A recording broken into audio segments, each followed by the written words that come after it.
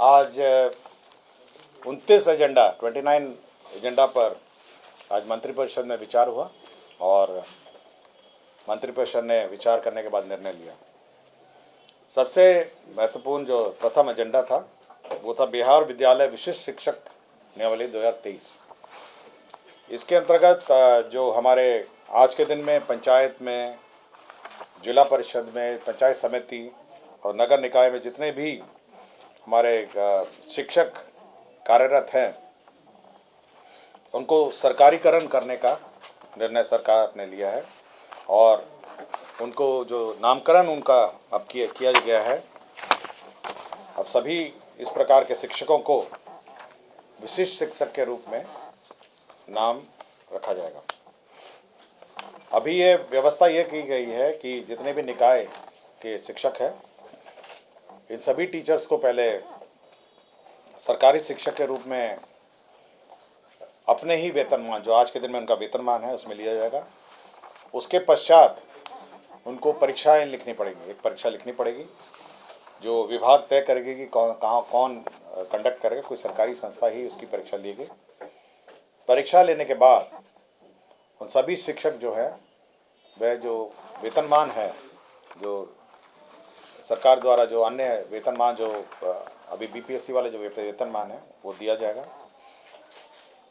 उनको 3 अटेम्प्ट दिए जाएंगे, 3 बार ये परीक्षा होगी और अगर 3 बार ये परीक्षा नहीं होगी तो जो बच जाएंगे, जो फेल हो जाएंगे या जिन्होंने परीक्षा जानबूझ के नहीं दिया है, उसके बारे में सरकार अलग से निर्णय लेगी। जो विशिष्ट शिक्षक हैं उनको प्रमोशन का भी व्यवस्था है। वर्ष कक्षा 1 से 5 के जो हैं अगली श्रेणी जो होगी वो 6 से 8 की श्रेणी में 8 वर्ष में होगा। 6 से 8 वाली जो है 8 वर्ष के बाद 6 से 8 वर्ष होगा। 11 से 9 से 10 वाले हैं उनको 8 वर्ष में प्रमोशन होगा और 11 से 12 में 8 वर्ष में प्रमोशन होगा।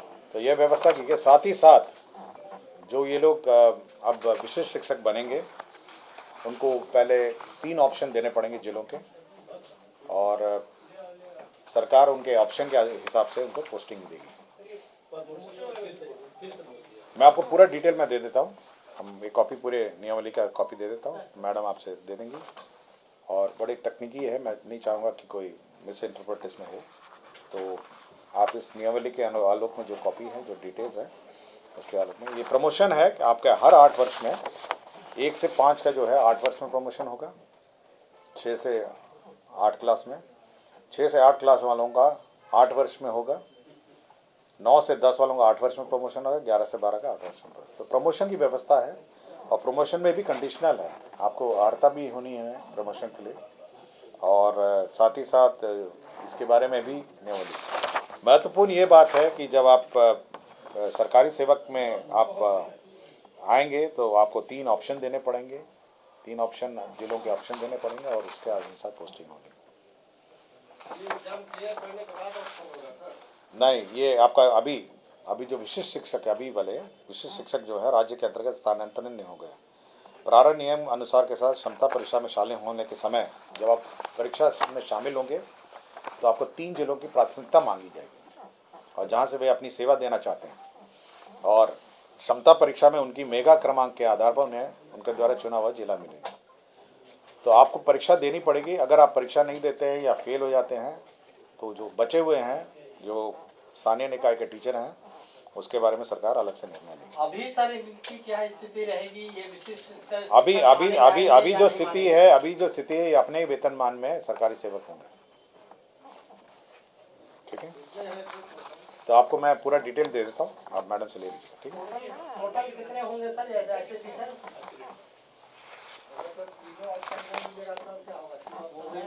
मैंने बता दिया ना, उसके बाद सरकार निर्णय लेगी इनके बारे में। हाँ, यस, साथ ही साथ जिलों का ऑप्शन देना। ये हम अनुमान नहीं मार सकते क्योंकि प्रस्ताव में केवल नियमावली की बात आ रही है। ठीक है, ये विभाग आपको दे देगा कि कितने लोग हैं, बट नियमावली मैंने पूरी डिटेल आपको दे दी।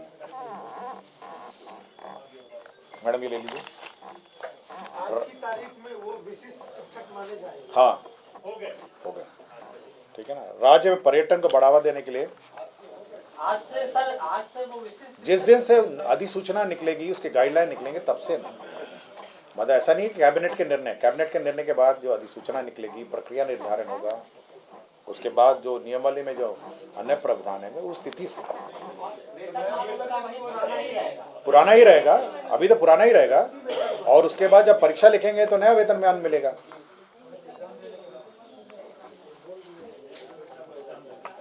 राज्य में पर्यटन को बढ़ावा देने हेतु आधारभूत संरचना अंतर्गत समग्र समावेशी शिक्षा विकास हेतु राज्य में टूरिज्म पॉलिसी अब घोषित की गई है। और टूरिज्म पॉलिसी के अंतर्गत मैं पूरा डिटेल आपको दे दूंगा टूरिज्म पॉलिसी के बारे में। इसमें कैपिटल सब्सिडी है आपके, और साथ ही साथ इंटरेस्ट सबवेंशन है, और इसमें सभी जो टूरिज्म से संबंधित सभी होटल का निर्माण है, आपके अम्यूजमेंट पार्क का है, और आपके होटल्स का है, होटल का अपग्रेडेशन का है, कन्वेंशन सेंटर का है, वे साइड फैसिलिटी का है, फिर कैंपिंग साइट का है, एडवेंचर टूरिज्म है, इको टूरिज्म है, वेलनेस टूरिज्म है, river reservoir lake based tourism है, थीम पार्क है, अम्यूजमेंट पार्क है, एंटरटेनमेंट जोन है, गोल्फ कोर्स है, कैरावान टूरिज्म है, और सभी प्रकार रूरल टूरिज्म है। जितने भी प्रकार के टूरिज्म हैं उसमें आपको सब्सिडी भी है, और साथ ही साथ आपके इंसेंटिव के जो बाकी आयाम हैं, इंटरेस्ट सबवेंशन है, वो है। मैं पूरी डिटेल टूरिज्म पॉलिसी जो मंत्री परिषद में स्वीकृत हुआ है, मैं आपको कॉपी दूंगा। ठीक। राज्य में जो पूर्व में स्वीकृत है 7115 मिनी आंगनबाड़ी केंद्र है। राज्य सरकार ने इन सभी को अपग्रेड करके रेगुलर आंगनबाड़ी केंद्र करने में के लिए निर्णय लिया है। इसमें 136 करोड़ 10 लाख 28,350 रुपये का व्यय होगा। तो सभी जितने भी 7115 मिनी आंगनबाड़ी है, सबको अपग्रेड कर दिया गया। गया जिले के तीन महत्वपूर्ण योजनाओं पर स्वीकृति दी है। पहला है तो गया जिला अंतर्गत जो विष्णुपद मंदिर है, आपको देखा होगा विष्णुपद मंदिर, उसका पाथवे से शेड निर्माण है, और संरचना और मंदिर के लिए ऑल्टरनेटिव अप्रोच पथ है। तो जो 8 नंबर है, तो गया जिला में विष्णुपद जो मंदिर है, आप नदी की तरफ से जो ऑल्टरनेट पथ है, ब्रिज से आप उतर के बीच नदी से जा सकते हैं। इसके लिए आधारभूत संरचना निर्माण है, आपके यात्री शेड है, पार्किंग एरिया है, और ऑल्टरनेटिव अप्रोच पथ है। अभी आपको टाउन के अंदर से उस मंदिर में आना पड़ता था, लेकिन फल्गु नदी किनारे आप जा सकते हैं।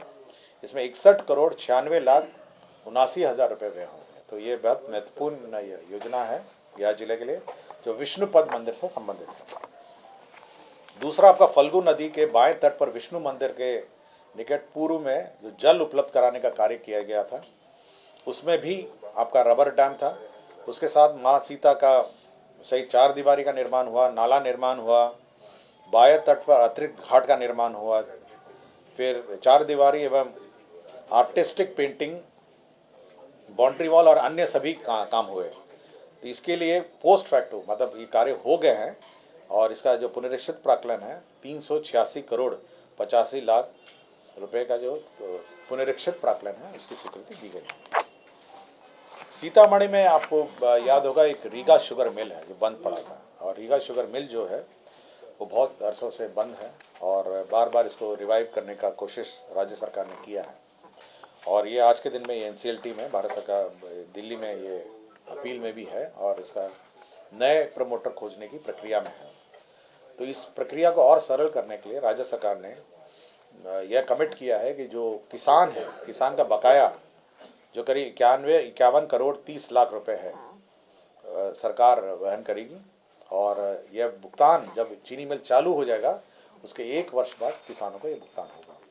तो यह एक महत्वपूर्ण योजना है जो मैसर्स रीगा शुगर मिल है उसको चालू करने के लिए यह प्रयत्न किया जा रहा है। और किसानों को 51 करोड़ 30 लाख रुपए का जो बकाया है वो मिल चालू होने के बाद भुगतान होगा, ताकि अब इससे कम से कम ये सुविधा होगी, जो नए प्रमोटर आएंगे उनको यह सुविधा होगी कि कम से कम लागत में अब वो निवेश कर इस मिल को चालू कर सकेंगे।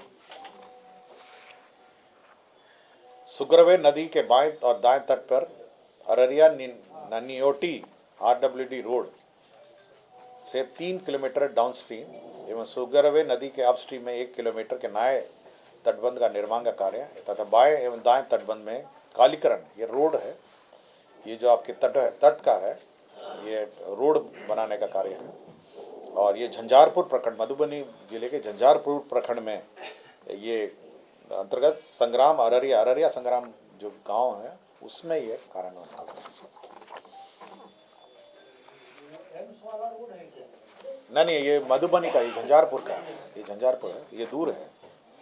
ये पशु एवं मत्स्य संसाधन विभाग का है, 9 नंबर एजेंडा था। इसमें पशु चिकित्सा सेवाएं, पशु स्वास्थ्य के अंतर्गत 4,08,29,000 मात्र के अनुमानित में 24/7 ये चिकित्सा सेवा उपलब्ध कराने के लिए 69 पदों की स्वीकृति हुई है। 69 पदों की स्वीकृति हुई है ताकि 24/7 पशु चिकित्सा कार्यालय यह स्वीकृत हो सके। वित्त विभाग का एक प्रस्ताव था, ये कार्यालय परिचारी एवं परिचारी विशिष्ट संवर्ग, प्रोन्नति के सोपान, जो प्रमोशन के जो हमारे ग्रुप डी के कर्मचारी हैं, कार्यालय परिचर, उनके प्रमोशन के सोपान डिक्लेयर किए गए हैं। इसमें कार्यालय प्रचारी विशिष्ट कोटि 1, उसका प्रमोशन के बाद कार्यालय प्रचारी विशिष्ट कोटि 2 हो जाएंगे और कार्यालय प्रचारी विशिष्ट कोटि 3 हो जाएंगे। तो एक का लेवल 2 हो जाएगा, एक का लेवल 3 हो जाएगा, एक का लेवल 4 हो जाएगा। तो जो पे बैंड और प्रमोशन का यह व्यवस्था की गई। विज्ञान प्रौद्योगिकी एवं तकनीकी शिक्षा विभाग के अंतर्गत 31 राजकीय पॉलिटेक्निक संस्था में कंप्यूटर साइंस एंड इंजीनियरिंग पाठ्यक्रम एवं कंप्यूटर साइंस एंड इंजीनियरिंग के अंतर्गत आर्टिफिशियल इंटेलिजेंस एवं मशीन लर्निंग पाठ्यक्रम के लिए 183 पद क्रिएट किए गए, 183 पद क्रिएट किए गए हैं। ये विभाग अध्यक्ष के 29 और व्याख्याता के 154 पद। APJ Abdul Kalam city, science city, ये जो बन रहा है आपके राजेंद्र नगर में, उसका 3rd जो आपका पुनरीक्षित प्राक्कलन है, अब 889,98,32,000 रुपये मात्र प्रशासनिक स्वीकृति है। तो 3rd पुनरीक्षित प्राक्कलन है। बेसिकली इसमें कंस्ट्रक्शन में कुछ संशोधन हुए हैं और साथ ही साथ जो एग्जिबिट्स हैं उसका दाम रिकैलकुलेट किया गया है और उसी में 889 करोड़ का हो गया है, जो राजेंद्र नगर में APJ Abdul Kalam science city बन रहा है। मुख्यमंत्री बाल आश्रय विकास योजना के अंतर्गत 12 वृहद आश्रय गृह का संचालन हो रहा था। इसके लिए प्रशासनिक विभाग द्वारा 36 पदों के सृजन की स्वीकृति दी गई। 36 पद जो है वो स्वीकृत किया गया है। दिव्यांग सशक्तिकरण निदेशालय, ये डिजेबल्ड ये दिव्यांग हैं उनका सशक्तिकरण निदेशालय है, उसमें 93 पदों का सैंक्शन हुआ है, जिसमें 4,34,36,000 रुपये की स्वीकृति होगी। ये PPP मोड में जो प्रोजेक्ट्स हैं ये आइडा द्वारा किया जाता है, बिहार राज्य आधारभूत संरचना विकास समर्थका अधिनियम 2006 में। इसमें धारा 16 और 17 में संशोधन है। इसमें बेसिकली क्या है, जो RFP और बिड डॉक्यूमेंट है वो कैबिनेट आता था अप्रूवल के लिए। अब यह निर्णय लिया गया है कि ये जो कैबिनेट में RFP, बिड डॉक्यूमेंट और कंसेशन अग्रीमेंट है, ये सब समीक्षा और ये सब जो बोर्ड है वो करेगी और केवल जो प्रस्ताव है, फाइनल प्रस्ताव है, वो कैबिनेट में स्वीकृत होगा। और साथ ही साथ इसमें सर्विस सेक्टर को भी अब इस दायरे में लाया गया है, पहले सर्विस सेक्टर इस दायरे में नहीं था। Messrs Sahu agro business private limited Parbatta, Ismailpur Bhagalpur, इसमें एथेनॉल प्लांट का क्लियरेंस दिया गया है, 50 की LPD का है और इसमें निवेश होगा 58 करोड़ 17 लाख का निवेश होगा और 50 की LPD का है और ये भागलपुर में ये स्थित होगा। सारण छपरा प्रमंडलीय जिला मुख्यालय में स्थित जो 600 क्षमता का प्रेक्षागृह है, आपको याद होगा, जो प्रेक्षागृह और आर्ट गैलरी है, उसका नामकरण किया गया है। उसका नाम अब होगा भिखारी ठाकुर प्रेक्षागृह से आर्ट गैलरी, तो नाम रखा गया है। जो सारण छपरा प्रमंडलीय जिला मुख्यालय में स्थित प्रेक्षागृह है, उसका नाम रखा गया। एक बिहार पशु एवं मत्स्य संशोधन सेवा भर्ती संशोधन नियमावली 2023 का गठन किया गया है। ये बिहार मत्स्य लिपिकीय संवर्ग नियमावली 2023 का गठन किया, ये पशुपालन में।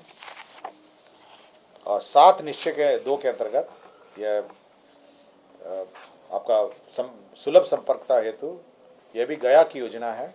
पथ प्रमंडल शेरघाटी अंतर्गत SH69 सुट्टा से अय्यापुर वाया लोदीपुर नारायण बिगा खैरा पांडे बिगा चैतमा पथ, ये मऊ और टिकारी बाईपास पथ है। ये मऊ और टिकारी का बाईपास पथ है। ये 12.40 किलोमीटर का है। चौड़ीकरण और मजबूतीकरण का है। इसमें 50,36,81,000 रुपये लगेंगे। तो ये गया जिला की एक महत्वपूर्ण योजना है और 12.40 है। ये बाईपास रोड है, मऊ और टिकारी का बाईपास है। सुबोध राम ये राज्य कर विशेष आयुक्त है वाणिज्य कर के। इनको संविदा पे आधार पर नियोजन के लिए 2 साल के लिए संविदा पर नियोजन के लिए प्रस्ताव इसमें स्वीकृत किया गया है। एक MJC केस था 126/2022 और CWC 16,204 2016। इसमें डॉक्टर राकेश कुमार पंजियार हैं, उनको डिसमिस किया गया था। माननीय उच्च न्यायालय के आदेश के आलोक में उन्हें सेवा में पुनः लिया गया है।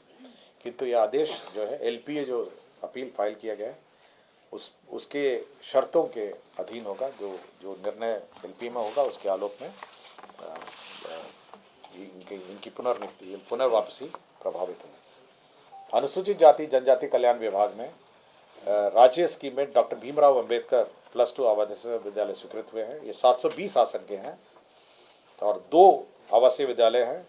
ये प्रखंड और अंचल मुजफ्फरपुर मुशहरी में और अलौली खगड़िया में यह स्वीकृत हुआ है।